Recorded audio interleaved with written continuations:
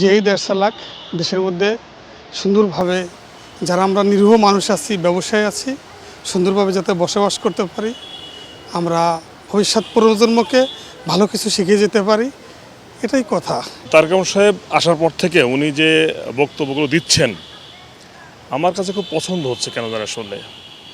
আমি মনে করি বাংলাদেশকে এগিয়ে যাওয়া উচিত, এবং উনি রিসেন্টলি যে বক্তব্য দিয়েছেন যে মত পার্থক্য যে বিষয়ে বললেন যে ঐক্যমত একটা সময় চলে এসছে অ্যাকচুয়ালি, কিন্তু পিছনে ফিরে দেখার সুযোগ নাই। ওনার নেতৃত্বে যদি আমাদের দেশটা পরিচালিত হয়, আমার মনে হয় যদি ওনাকে অন্যান্য দল যারা আছেন বা নেতৃবৃন্দ আছেন তাদের কোঅপারেট করে, আমার মনে হয় দেশে ভালো কিছু হবে।